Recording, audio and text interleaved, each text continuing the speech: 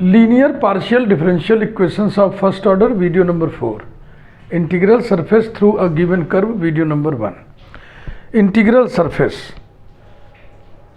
Surface माने solution surface.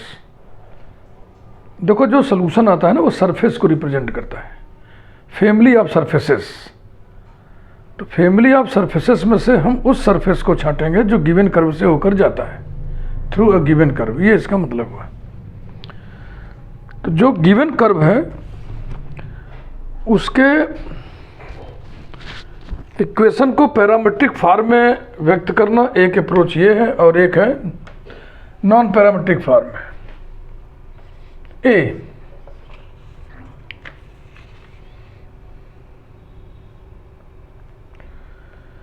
By writing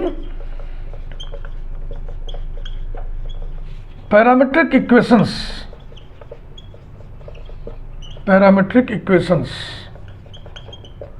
of given curve,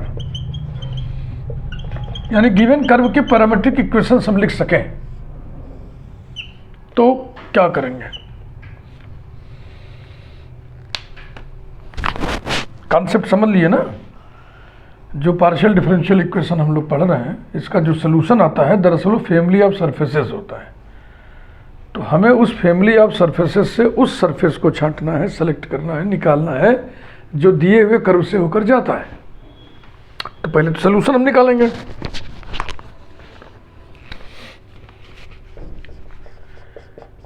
P P plus Q Q equals to R, number 1। ये equation दिया हुआ है।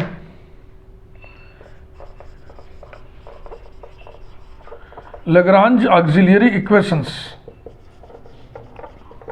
लिखेंगे हम। dx upon P equals to dy upon Q equals to dz upon R, number 2। फिर इसके दो independent solutions हम लिखेंगे। Two independent solutions u of xyz equal to c1, v of xyz equal to c2, number 3। फिर जो curve दिया है उसके पैरामीट्रिक इक्वेशंस हम लिखेंगे। Parametric equations of given curve, parametric equations of given curve.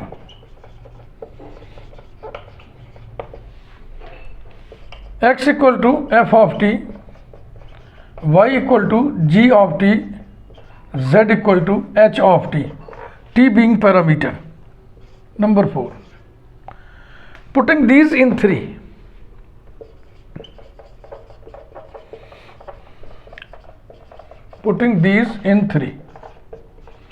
we have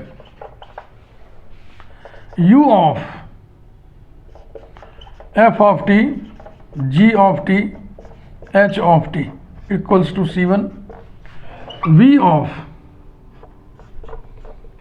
f of t, g of t, h of t equals to c2, number 5। अब इन दोनों equations के बीच में हम t को एलिमिनेट कर देंगे तो c1 c2 में एक रिलेशन मिल जाएगा। एलिमिनेटिंग t,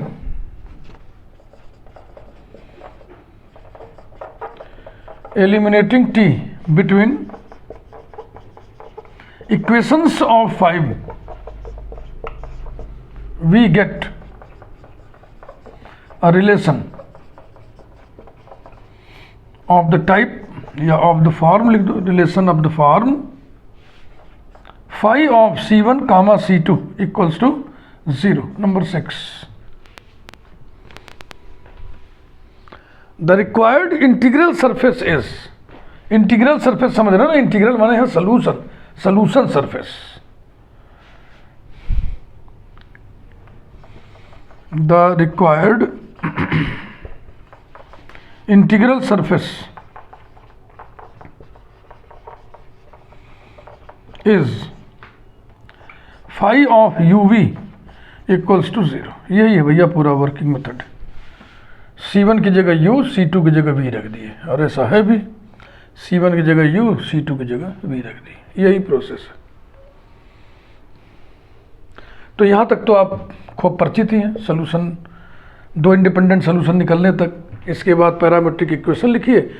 अब कर्व के इक्वेशंस को इसमें शामिल करिए, मिक्स करिए, मिक्सिंग हो गई, टी एलिमिनेट कर दिए, फिर C1 C2 में रिलेशन आ गया, उसकी जगह U और V क्रमशः लिख दिए, हो गया।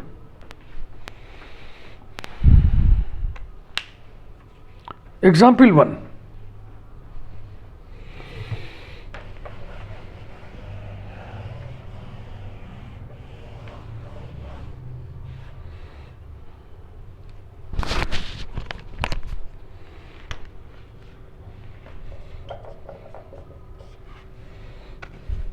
find the integral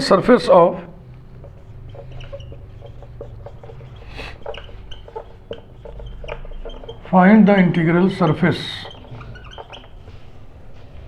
of the linear partial differential equation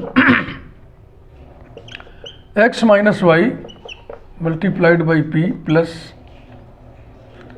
y minus x minus z into q equals to z through the circle, curve के नाम पर सर्किल दिया हुआ है, through the circle X square plus Y square equals to 1, Z equal to 1।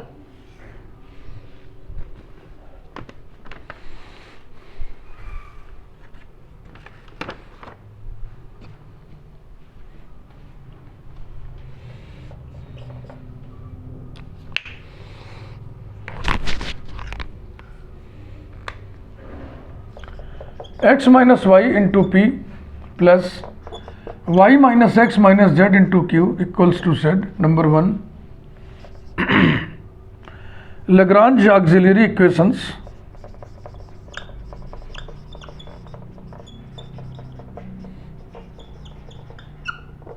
are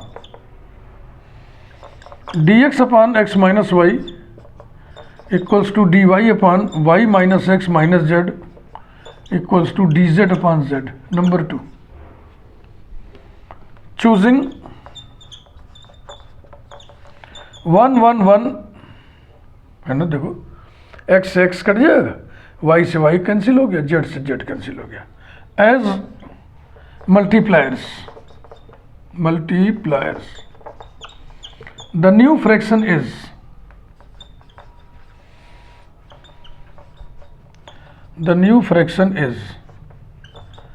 dx plus dy plus dz upon 0, taking it with any fraction of 1 नहीं 2 sorry,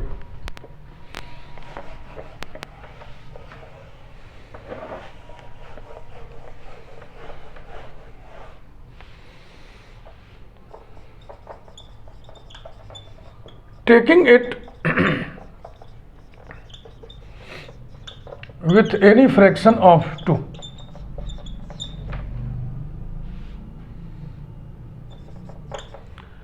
dx plus dy plus dz equals to 0, integrating we have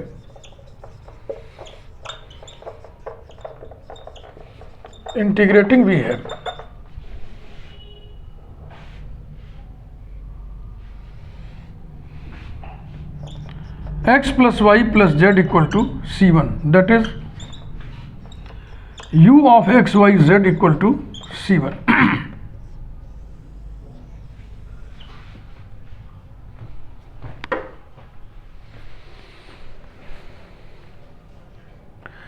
taking second and third fractions and using first integral, first integral जो आया है x plus Y plus Z equal to c1, इसका हम इस्तेमाल करेंगे x को हटाने में।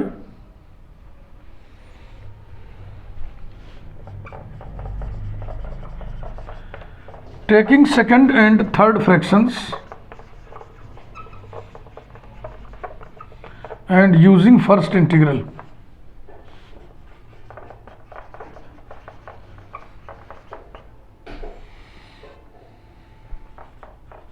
dy upon y minus Z minus, देखो y माइनस जेड और माइनस x को क्या लिखें, c1 minus Y minus Z, equals to dz upon z implies that dy upon, देखो ये वाला प्लस जेड है ना और ये वाला माइनस जेड है, जेड का बवाल खत्म, और plus Y Y 2y minus C one, 2y minus C one equals to D Z upon Z, इधर भी 2 से मल्टीप्लाई कर दी, इधर भी, इसकी अब कोई ज़रूरत नहीं है ना, यही ज़रूरत इसकी पड़ेगी, इसको हम यहाँ लिख ले रहे हैं, X square plus Y square equal to equals to 1 and Z equal to 1। Z equal to 1 plane पर बना हुआ सर्किल है। Integrating we get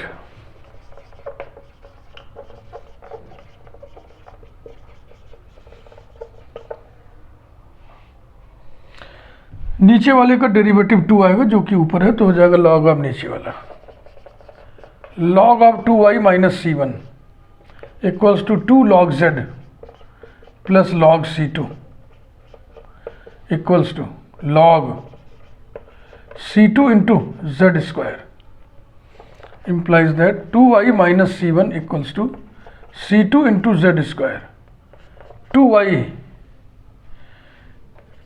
minus C one X plus Y plus Z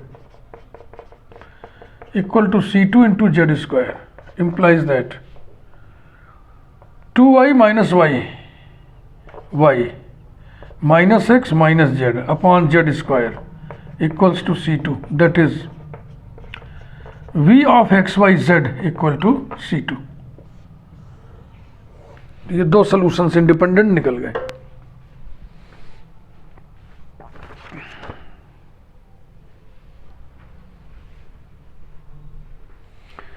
तो जैसे वर्किंग मेथड हम लिखवाए थे वैसे ही स्टेपिंग हम करना चाह रहे हैं।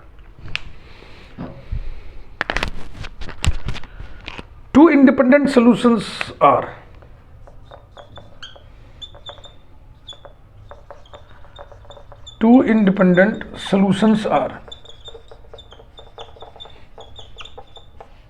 कौन कौन से?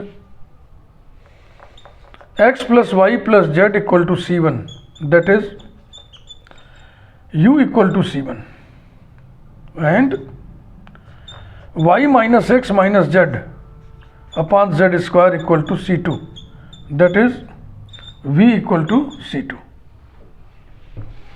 इनकी नंबरिंग हो गई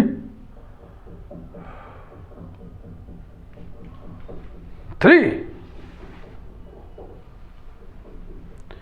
इसके बाद हम parametric equations of the given curve यानी गिवन सर्किल लिखेंगे।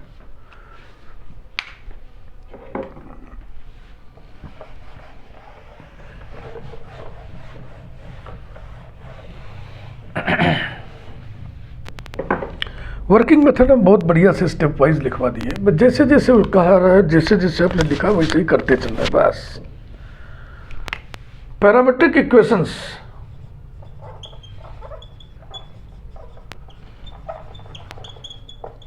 Of the given curve, bracket में लिख दीजिए कौन है given curve, X square plus Y square equals to 1, Z equals to 1 R. x equal टू cos T, y equal to sine T, इतने से ये हो जाएगा, और z equal to 1। x equal टू cos T, y equal to sine T, z equal to 1। Number 4, putting these in 3, putting these in 3 we obtain x plus Y plus Z cos T plus sine T plus 1 equals to c1 comma y minus X, माने y कितना है sine T minus X cos T minus Z minus 1 upon Z square 1 equals to c2, implies that cos t plus sin t equals to c1 minus 1 and minus cos T plus sine T, देख रहे हो ना, equals to C2 + 1। इसी को solve करना है, एक बार जोड़ दो एक बार घटा दो, एडिंग एंड सब्ट्रैक्टिंग। तो ऐड किया तो ये कैंसिल हो गया, ये आ गया 2 sin t equals to C1 + C2, ठीक। एंड फिर इसको लिख रहा हूं, cos t + sin t equals to C1 - 1 और minus cos T plus sine T equals to C2 + 1। अब की बार सब्ट्रैक्ट कर दो तो ये हो जाएगा प्लस, ये माइनस, ये माइनस, ये माइनस, ये कैंसिल हुआ। 2 cos t equals to C1 - C2 - 2। Square करके ऐड कर दें तो t एलिमिनेट हो जाएगा, C1 C2 कनेक्ट हो जाएगा, यही हम लोग लिखे थे। By eliminating t, we find a relation of the type phi of C1 C2 equal to 0. Squaring and adding, मकसद क्या है? t को एलिमिनेट करना। Squaring and adding, we get 4 sin square t plus 4 cos square t, यानी कि 4 equals to C1 + C2 whole square plus C1 - C2 - 2 whole square equals to C1 + C2 whole square plus C1 - C2 whole square plus 4 और -4 into C1 - C2।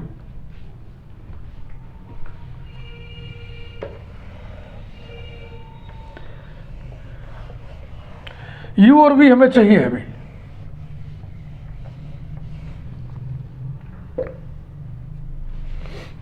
implies that, देखो ये वाला 4 और ये वाला 4 cancel हो गया। a + b होल स्क्वायर में a - b होल स्क्वायर जोड़ेंगे तो क्या आएगा? 2a² + 2b², यानी 2c1² + 2c2², यहाँ तक का कम हो गया। फिर यहाँ -4c1 + 4c2 इक्वल्स टू 0, 2 से डिवाइड करना, C1² + C2² - 2c1 + 2c2 equals to 0। Number 5 ये हमने नोट करके रखा हुआ है, C1² + C2² - 2c1 बिल्कुल ठीक। इसको हम लिखते हैं, that is phi of C1 C2 equals to 0। Hence, the required integral surface का अर्थ हमने समझा दिया, 2 बार समझा दिया ना, कि जो सोल्यूशन आता है, फाइनल सोल्यूशन, जनरल सोल्यूशन, वो फैमिली ऑफ सरफेसेस होता है। तो जो काम हम कर रहे हैं, इस काम का अर्थ ये है कि इस फैमिली ऑफ सरफेसेस से वो सरफेस निकालो जो दिए हुए कर्व से होके जाता है, दिए हुए कर्व को कंटेन करता है।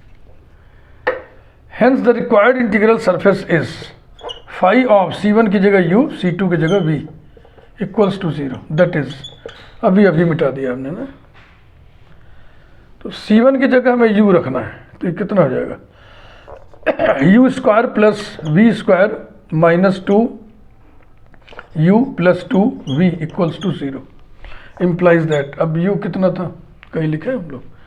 यहाँ नहीं लिखा है ना।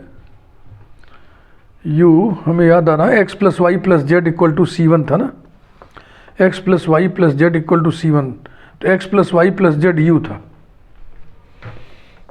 x + y + z whole square plus ये था y - x - z upon z² था। हाँ z² था, देख लेते हैं।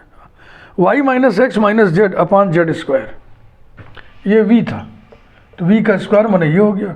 फिर -2 इंटू x + y + z और +2 into y - x - z upon z² equals to 0।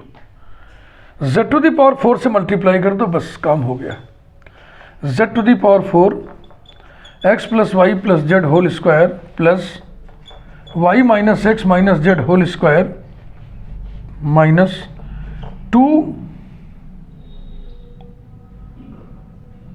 2z to the power 4 x plus Y plus z और plus 2z square y minus x minus z equals to 0। यही इसका answer हो गया, इसको मिलाया जाए। बिल्कुल ठीक है। एक न्यूमेरिकल और निपटाइए। Example 2।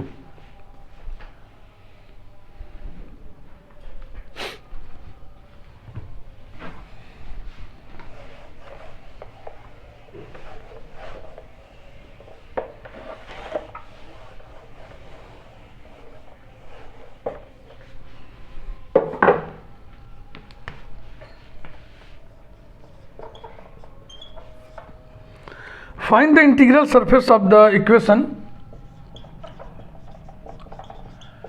Find the integral surface of the differential equation x minus y into y square p plus y minus x into x square q equals to x square plus y square into z square through the curve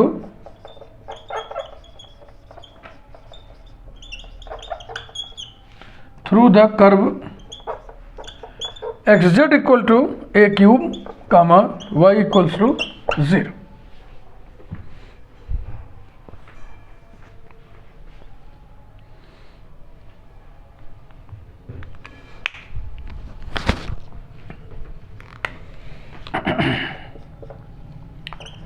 x minus Y into p square into y square into P plus y minus x into x square into Q equals to x square plus Y square multiplied by z square. Equation number 1। Lagrange auxiliary equations are dx upon x minus y into y square equals to dy upon minus x minus y into x square equals to dz upon x square plus y square into z square number 2। ठीक, ये जो y minus x था उसको हमने ऐसे लिख दिया। तो इन दोनों को लेने से एक सोल्यूशन तुरंत मिलने जा रहा है। Taking first and second fractions, taking first and second fractions, x minus y cancel हो गया, d x upon y square equals to d y upon minus y square implies that d x d y x square भैया ये ना, cross multiply करना, x square d x equals to minus y square d y, तो इधर कर दिया, plus Y square d y equals to 0। Integrating we gate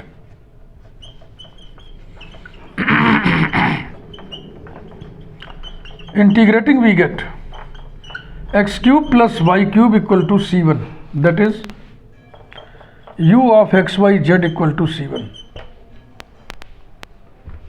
ध्यान से देख लो, हट जाना।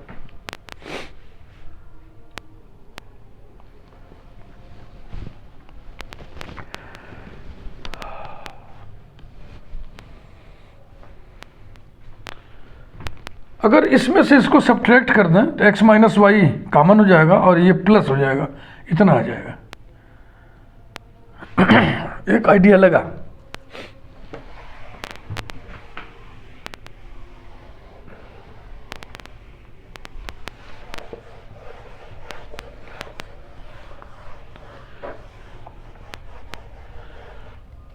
choosing 1 minus 1 0, choosing 1 minus 1 0 as multipliers,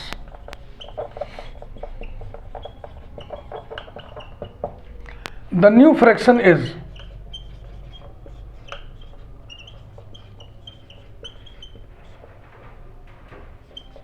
dx minus dy upon, अलग से कर ले, x minus Y into y square, और माइनस यानी कि प्लस हो जाएगा x minus Y into x square.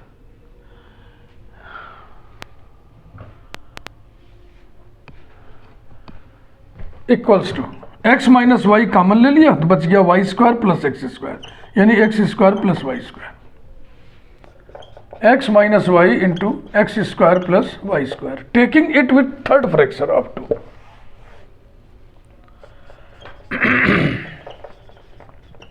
Taking it with third fraction of 2, dx minus dy upon x minus y equals to dz upon z square. ओए, question तो नहीं गलत लिख दिए? रुको भाई, अजीब सा लग रहा है ना।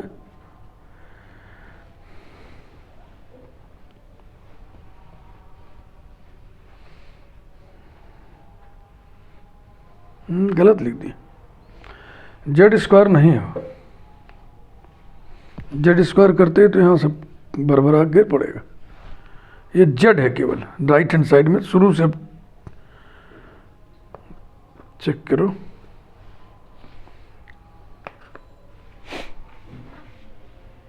शुरू से ये जो है जेड है, यहाँ भी जेड, यहाँ भी जेड, बस और कहीं असर नहीं पड़ रहा। यहाँ पे तो भी लिखी ना, integrating we gate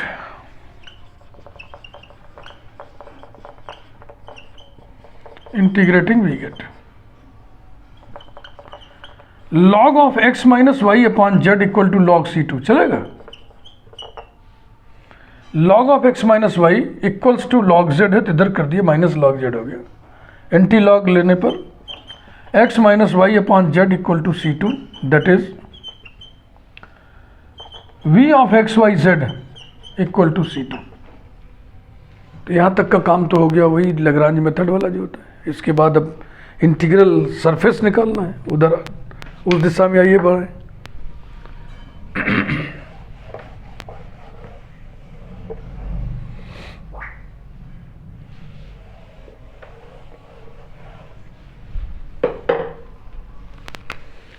Two independent solutions are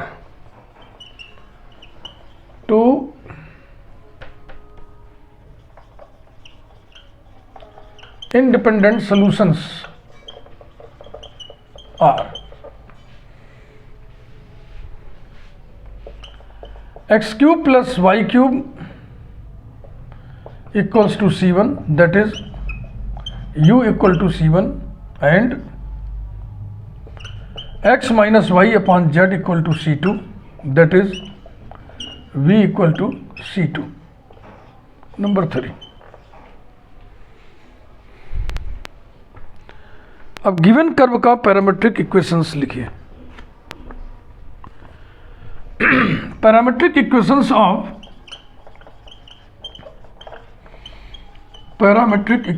of the given curve. कौन है given curve? X z equal to a cube, y equal to 0, or, x equal to t, y equal to 0, z equal to a cube by t. Number 4, putting these in 3,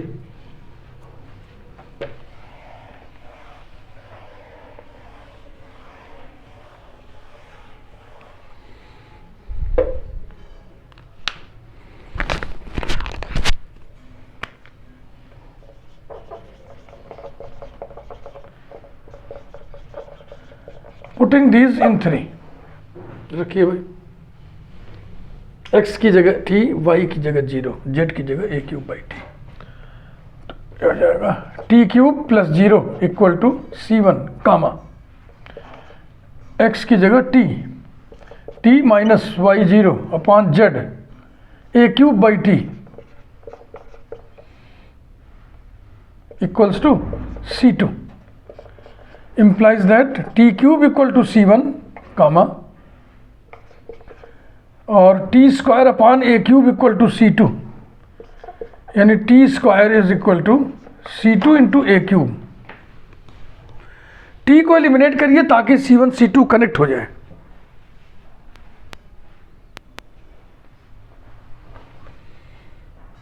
implies that t to the power 6 equal to C1 square और इसमें t to the power 6 equal to C2 cube a to the power 9 implies that C1 square equals to a to the power 9 C2 cube, that is phi of C1 C2 equals to 0. Number 5, the required integral surface is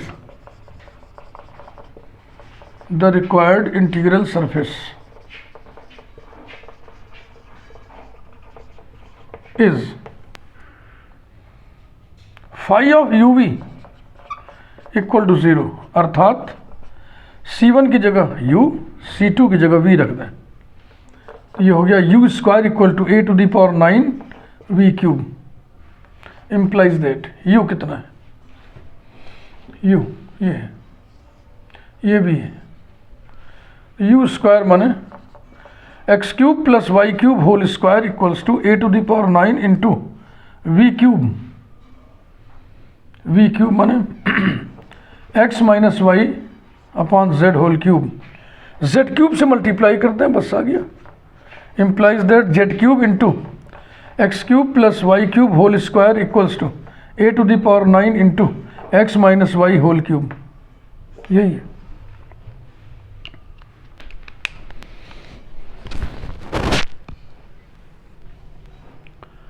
video like करें और like करने की मनस्थिति अगर बनती है तो channel भी subscribe कर दें। वीडियो को आप शेयर करें अपने मित्रों को। हमारे इस कार्य योजना से, इस मिशन से औरों को भी आप जोड़िए। अगर आपको ये कार्य अच्छा लगता है तो, नहीं तो कोई बात नहीं, फिर मिलेंगे।